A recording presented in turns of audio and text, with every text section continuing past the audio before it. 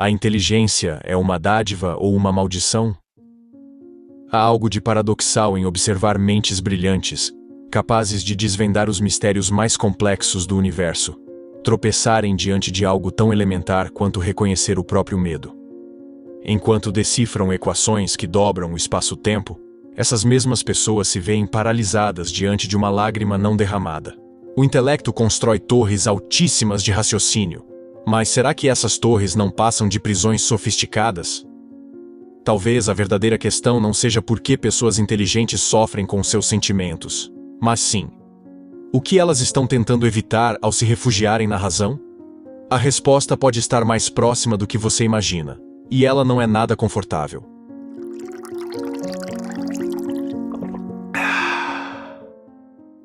O coração tem razões que a própria razão desconhece. Desde os primórdios da filosofia ocidental, estabeleceu-se uma hierarquia tirânica entre razão e emoção. Platão já nos alertava sobre a necessidade de a razão governar os apetites da alma, como um cocheiro controlando cavalos selvagens. Aristóteles, por sua vez, elevou o intelecto ao status de virtude suprema, relegando as paixões a um segundo plano, algo a ser moderado, domesticado, controlado. Essa tradição atravessou séculos e moldou não apenas sistemas filosóficos, mas a própria estrutura da nossa educação, da nossa cultura, da forma como aprendemos a valorizar quem somos. Pessoas inteligentes crescem ouvindo que sua capacidade analítica é seu maior trunfo, que pensar é superior a sentir, que a lógica deve sempre prevalecer sobre o caos emocional. E assim, sem perceber, constroem uma identidade inteira ao redor dessa premissa. Essa divisão artificial entre mente e coração encontra suas raízes mais antigas na República de Platão, onde ele descreve a alma tripartite: a razão no topo, o espírito no meio e os apetites na base. A razão, segundo ele, deveria reinar absoluta, mantendo as outras partes sob vigilância constante. Mas o que Platão não previu, ou talvez tenha previsto e ignorado deliberadamente, é o custo psíquico dessa tirania interna. Quando elevamos o pensamento ao trono e exilamos o sentimento para as masmorras da consciência, criamos um reino dividido contra si mesmo. Santo Agostinho, séculos depois, intensificou essa guerra ao introduzir a culpa cristã na equação, transformando os impulsos emocionais não apenas em algo inferior, mas em algo pecaminoso, algo a ser confessado e expiado. Descartes consolidou essa separação com sua célebre máxima: penso, logo existo, como se a existência pudesse ser reduzida ao ato de raciocinar. Ele escreveu no Discurso do Método: notei que, enquanto eu queria pensar que tudo era falso, era necessário que eu, que pensava, fosse alguma coisa. A emoção, nessa formulação, simplesmente não existe como prova de ser. Sentir não confere existência. Apenas pensar o faz. Essa ideia contaminou gerações inteiras de mentes brilhantes, ensinando-as que sua humanidade reside exclusivamente na capacidade cognitiva, e que tudo aquilo que escapa ao domínio da razão é suspeito, perigoso, indigno de confiança. Spinoza tentou uma reconciliação ao propor que as emoções poderiam ser compreendidas geometricamente, como se fossem teoremas a serem demonstrados. Na Ética, ele afirma: uma emoção que é uma paixão deixa de ser uma paixão tão logo formemos dela uma ideia clara e distinta. Aqui está a armadilha sedutora. A crença de que compreender uma emoção é o mesmo que dominá-la, que nomear o medo é o mesmo que superá-lo. Quantas pessoas inteligentes caíram nessa ilusão? Quantas acreditaram que bastava entender a origem da sua ansiedade para que ela desaparecesse, como se sentimentos fossem equações esperando solução? Kant aprofundou o abismo ao separar o mundo fenomênico do mundo numênico, sugerindo que a razão pura é o único instrumento confiável para acessar verdades universais. As inclinações, os sentimentos, as paixões, tudo isso pertence ao reino do contingente, do particular, do não confiável. Na crítica da razão prática, ele estabelece que a moralidade verdadeira deve ser guiada pelo dever racional, não pela compaixão ou pelo amor. Agir por sentimento, mesmo que benevolente, é moralmente inferior a agir por princípio racional. O problema é que ninguém avisou essas mentes privilegiadas que essa divisão é uma ficção conveniente, e que ao negar metade de si mesmas, Elas estão cavando um abismo interno que um dia vai cobrar seu preço. A inteligência, quando divorciada da capacidade de sentir autenticamente, transforma-se numa jaula dourada, bela, admirada, mas ainda assim, uma prisão. Essa herança filosófica não permaneceu confinada aos livros empoeirados das bibliotecas. Ela infiltrou-se na psique coletiva e moldou a forma como indivíduos de alta capacidade cognitiva relacionam-se consigo mesmos. Freud foi quem primeiro mapeou esse território traiçoeiro com precisão clínica, revelando que a mente humana desenvolve estratégias elaboradas para manter distância daquilo que ameaça sua estabilidade. Em O Ego e os Mecanismos de Defesa, sua filha Anna Freud descreveu a intelectualização como um dos recursos mais sofisticados do aparelho psíquico. Transformar afeto em pensamento. Converter experiência emocional em análise abstrata. Ela escreveu: o ego pode defender-se contra instintos perigosos deslocando a ênfase psíquica do conteúdo emocional para o conteúdo intelectual. Eis o mecanismo em ação. Diante de uma perda devastadora, em vez de permitir que a tristeza inunde o peito, a pessoa inteligente começa a estudar os estágios do luto de Kübler-Ross. Quando o abandono rasga a alma, em vez de chorar, ela pesquisa teorias do apego de Bowlby. A dor se transforma em dissertação. O medo vira objeto de investigação. A solidão converte-se em tema de podcast. Há uma sensação ilusória de controle nesse processo. Afinal, se consigo nomear o que sinto, se consigo encaixar minha angústia numa categoria diagnóstica, então de alguma forma estou acima dela, observando-a de uma torre segura. Mas Freud também nos advertiu sobre o preço dessa estratégia. No ensaio Luto e Melancolia, ele distingue entre o trabalho saudável de elaboração da perda e a recusa patológica de atravessar o sofrimento. Quando alguém intelectualiza compulsivamente, está na verdade recusando o trabalho do luto, adiando indefinidamente o encontro real com aquilo que dói. O teste de realidade revelou que o objeto amado não existe mais, e demanda que toda a libido seja retirada de suas ligações com esse objeto, escreveu Freud. Mas como retirar a libido de algo que nunca foi plenamente sentido? Como elaborar uma perda que foi imediatamente convertida em conceito? Jung ampliou essa compreensão ao introduzir a noção de tipos psicológicos. Para ele, indivíduos com função pensamento dominante tendem a avaliar o mundo através de critérios lógicos e objetivos, frequentemente às custas da função sentimento. Em tipos psicológicos, ele observa: o tipo pensamento introvertido tem dificuldade em expressar seus sentimentos, não porque não os tenha, mas porque eles permanecem inconscientes e, quando emergem, aparecem de forma primitiva e descontrolada. Aqui reside o paradoxo cruel. Não é que pessoas inteligentes não sintam. Elas sentem com intensidade avassaladora. O problema é que nunca desenvolveram a musculatura emocional necessária para suportar essa intensidade sem entrar em pânico. Wilhelm Reich, em Análise do Caráter, descreveu como o corpo mesmo se torna depositário dessas defesas. A couraça caracterológica, essa armadura invisível que construímos, manifesta-se em tensões musculares crônicas, respiração superficial, rigidez postural. Alguém pode ter um QI estratosférico e ainda assim carregar no corpo décadas de emoções não processadas, cristalizadas em ombros tensos e mandíbulas cerradas. Reich escreveu: a couraça serve para proteger contra estímulos do mundo exterior e contra impulsos libidinais internos. A inteligência, nesse contexto, torna-se apenas mais uma camada dessa couraça, talvez a mais refinada e socialmente valorizada. O que raramente se discute é a solidão existencial desse arranjo. Quando alguém passa a vida inteira analisando sentimentos em vez de senti-los, cria-se uma distância intransponível entre o eu que observa e o eu que vive. É possível ter conversas fascinantes sobre vulnerabilidade sem nunca ser verdadeiramente vulnerável. É possível escrever tratados sobre amor sem jamais se entregar ao risco de amar plenamente.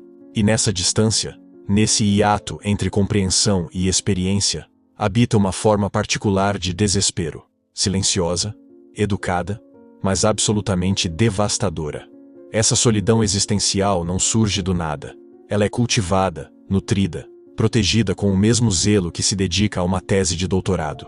E aqui é necessário confrontar uma verdade que poucos têm coragem de admitir. A racionalidade excessiva não é sinal de maturidade, mas frequentemente de covardia emocional disfarçada de sofisticação. Kierkegaard compreendeu isso com uma clareza lancinante quando escreveu sobre o desespero em O Desespero Humano. Ele identificou uma forma particular de desespero que aflige justamente aqueles que se orgulham de sua consciência. O desespero de querer desesperadamente ser si mesmo, mas um si mesmo que ele próprio quer ser. Traduzindo, a pessoa constrói uma versão idealizada de si mesma, racional, controlada, imperturbável, e depois se desespera tentando manter essa ficção de pé. Nietzsche foi ainda mais implacável nessa análise. Em Genealogia da Moral, ele desmascara como nossas virtudes mais celebradas frequentemente escondem fraquezas que não ousamos nomear. Chamamos de virtude aquilo que nos protege de encarar nossa própria impotência, ele poderia ter dito. A racionalidade torna-se então não uma ferramenta de compreensão, mas um escudo contra a vulnerabilidade. Nietzsche escreveu: quanto mais abstrato é o ideal que alguém estabelece para si, mais cruel será consigo mesmo. E qual ideal poderia ser mais abstrato que o da razão pura, descontaminada de qualquer traço de fragilidade humana? Sartre, em O Ser e o Nada, explorou a má-fé, essa capacidade humana de mentir para si mesmo com convicção absoluta. Ele descreve o garçom que representa o papel de garçom com tanta dedicação que esquece que está representando. Da mesma forma, a pessoa inteligente representa o papel do ser racional com tanta maestria que esquece que está fugindo de algo. Sartre afirma: a má-fé é uma mentira para si mesmo, mas uma mentira que se acredita. Quantos indivíduos brilhantes vivem nessa má-fé, convencidos de que sua análise constante é sabedoria, quando na verdade é apenas terror de sentir? Há uma arrogância sutil nessa postura, uma presunção raramente questionada. A crença implícita é que sentimentos são para pessoas menos evoluídas, menos capazes de transcender seus impulsos primitivos. Como se a capacidade de dissecar uma emoção fosse superior à capacidade de vivê-la plenamente. Heidegger, em Ser e Tempo, alertou contra essa fuga da autenticidade. Ele descreveu o ser para a morte como a única forma de viver autenticamente, reconhecendo nossa finitude e vulnerabilidade radicais. A angústia singulariza e abre o ser aí como solus ipse, escreveu ele. Essa angústia não pode ser intelectualizada. Ela precisa ser suportada, habitada, aceita como condição fundamental da existência. Mas aceitar isso exigiria abrir mão do controle. E controle é precisamente o que a inteligência promete. É mais confortável acreditar que basta ler os livros certos, fazer as terapias adequadas, aplicar as técnicas corretas, e então, finalmente, os sentimentos se tornarão gerenciáveis, previsíveis, domesticados. Essa é a grande ilusão. A ideia de que existe uma solução intelectual para o problema de ser humano. Não existe, nunca existiu. E continuar acreditando nisso é apenas adiar o inevitável colapso dessa fantasia. Camus, em O Mito de Sísifo, propôs que devemos imaginar Sísifo feliz, não porque ele encontrou sentido em sua tarefa absurda, mas porque aceitou o absurdo sem tentar racionalizá-lo. A luta em direção ao cume basta para preencher o coração de um homem, ele escreveu. Mas para a pessoa que vive na cabeça, essa aceitação é intolerável. Ela prefere continuar empurrando a pedra enquanto escreve tratados sobre a natureza da pedra, a física da gravidade, a psicologia da repetição.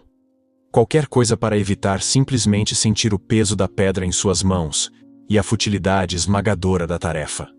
Essa recusa em aceitar o absurdo da condição emocional humana gera consequências que vão muito além do desconforto psicológico. Ela deforma a própria experiência de estar vivo. Jung dedicou décadas ao estudo daquilo que chamou de sombra, esse repositório de tudo que negamos em nós mesmos. Em Aion, ele escreveu: a sombra é uma parte viva da personalidade, e, portanto, quer vir à luz de alguma forma. Não é possível torná-la inofensiva através da argumentação ou da racionalização. Aqui está o núcleo do problema. Quanto mais alguém tenta raciocinar seus sentimentos para fora da existência, mais poder esses sentimentos acumulam nas profundezas do inconsciente. Para o indivíduo de intelecto desenvolvido, a sombra assume características particulares. Não se trata apenas de impulsos agressivos ou desejos sexuais reprimidos, embora esses também estejam presentes. A sombra do intelectual contém algo ainda mais ameaçador: a capacidade de ser irracional, de perder o controle, de revelar-se tão confuso e desamparado quanto qualquer outra pessoa. Jung observou: quanto mais a consciência se esforça para manter uma atitude unilateral, mais violenta será a irrupção do conteúdo reprimido. Essa irrupção raramente acontece de forma dramática. Mais frequentemente, manifesta-se em sintomas que parecem não ter explicação lógica. A ansiedade generalizada que surge sem motivo aparente. Os ataques de pânico que acometem justamente aqueles que acreditavam ter tudo sob controle. A insônia crônica que resiste a todos os protocolos de higiene do sono. A sensação persistente de vazio que nenhuma conquista acadêmica ou profissional consegue preencher. Lacan, em seus seminários, falou sobre o real. Aquilo que resiste à simbolização, que não pode ser capturado pela linguagem ou pelo pensamento. O real é o impossível, ele afirmou. E os sentimentos não processados habitam precisamente esse território do real lacaniano, emergindo como sintomas que desafiam toda tentativa de compreensão racional. Winnicott trouxe outra camada a essa compreensão ao descrever o falso self. Essa persona construída para atender às expectativas externas, enquanto o verdadeiro self permanece oculto, protegido, mas também aprisionado. Em O Ambiente e os Processos de Maturação, ele escreveu: o falso self tem uma função positiva: ocultar o self verdadeiro, o que faz através da submissão às exigências ambientais. Para muitas pessoas inteligentes, o falso self é justamente essa identidade de ser racional, controlado, sempre capaz de explicar e justificar. Mas o self verdadeiro, aquele que sente medo, que precisa de acolhimento, que às vezes simplesmente não sabe o que fazer, esse permanece exilado, inacessível até para a própria pessoa. Os relacionamentos tornam-se o campo de batalha, onde essa divisão interna se manifesta com mais clareza. É possível ter conversas intelectualmente estimulantes sobre intimidade, sem jamais permitir que alguém veja a confusão interior. É possível discutir teorias do amor, enquanto se mantém uma distância emocional segura de qualquer parceiro real. Erich Fromm, em A Arte de Amar, alertou: o amor imaturo diz: eu te amo porque preciso de ti. O amor maduro diz: eu preciso de ti porque te amo. Mas há uma terceira categoria, não mencionada por Fromm. O amor intelectualizado que diz: eu compreendo o amor, portanto, não preciso arriscar-me a vivê-lo. Essa estratégia funciona por anos, às vezes décadas. A pessoa constrói uma vida aparentemente bem-sucedida, admirada por sua clareza mental e capacidade analítica. Mas por baixo dessa superfície polida, algo apodrece lentamente. Dostoiévski capturou essa dinâmica em Memórias do Subsolo, onde o protagonista, um homem de inteligência aguçada, confessa: estou convencido de que o homem do subsolo não só fala demais, como é impossível que seja de outra forma. Falar demais, pensar demais, analisar demais, tudo para evitar o silêncio onde os sentimentos verdadeiros aguardam, pacientes e implacáveis. Esse silêncio carregado de sentimentos não processados, eventualmente se torna ensurdecedor. E é precisamente nesse ponto que a transformação se torna possível, ou a destruição inevitável. A questão nunca foi sobre eliminar a inteligência ou diminuir a capacidade analítica. Trata-se de reconhecer que essas ferramentas, por mais valiosas que sejam, não foram feitas para substituir a experiência direta de estar vivo. Viktor Frankl, sobrevivente de Auschwitz e criador da logoterapia, compreendeu isso de forma visceral. Em Busca de Sentido, ele escreveu: entre o estímulo e a resposta há um espaço. Nesse espaço reside nossa liberdade e nosso poder de escolher nossa resposta. Em nossa resposta estão nosso crescimento e nossa liberdade. Mas qual resposta é possível quando alguém passa a vida inteira evitando o estímulo emocional? Frankl também observou algo crucial. Quando não podemos mais mudar uma situação, somos desafiados a mudar a nós mesmos. A situação imutável, neste caso, é a própria natureza humana. Somos seres que sentem, independentemente de quanto isso nos incomode.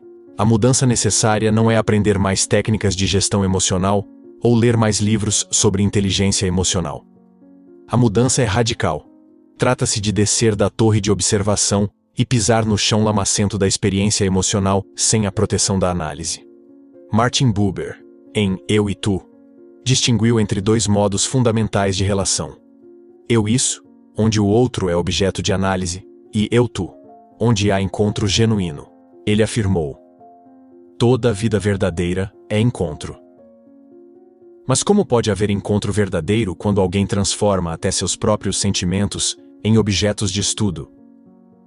A relação consigo mesmo também pode ser eu-isso ou eu-tu. A pessoa inteligente frequentemente trata seus sentimentos como isso, fenômenos a serem catalogados, compreendidos, gerenciados. O salto necessário é começar a relacionar-se com eles como tu, presenças legítimas que merecem ser ouvidas, não apenas analisadas. Carl Rogers, pioneiro da abordagem centrada na pessoa, propôs algo revolucionário: a aceitação incondicional. Em Tornar-se Pessoa, ele escreveu: o curioso paradoxo é que quando me aceito como sou, então posso mudar. Esse paradoxo é especialmente desafiador para quem construiu toda a identidade sobre a capacidade de melhorar, otimizar, transcender. Aceitar-se como alguém que sente medo, que às vezes não tem respostas, que pode estar completamente perdido, isso não é derrota, é libertação. Rogers continuou: a única pessoa que não pode ser ajudada é aquela que culpa os outros. Mas há uma forma ainda mais sutil de culpar os outros. Culpar os próprios sentimentos por existirem. Tratá-los como invasores indesejados na fortaleza da racionalidade. A integração genuína entre intelecto e emoção não acontece quando finalmente compreendemos nossos sentimentos. Acontece quando paramos de exigir que eles se justifiquem perante o tribunal da razão. Acontece quando alguém pode dizer, estou com medo, sem imediatamente precisar explicar por quê, sem buscar as causas históricas, sem transformar o medo em objeto de dissertação. Rumi, o poeta sufi do século XIII, capturou essa sabedoria em versos que atravessaram séculos. A ferida é o lugar por onde a luz entra. Não a compreensão da ferida, não a análise da ferida, mas a ferida em si, sua presença crua e não editada, é que permite a transformação. A inteligência verdadeira não está em evitar ser ferido ou em compreender racionalmente cada ferida.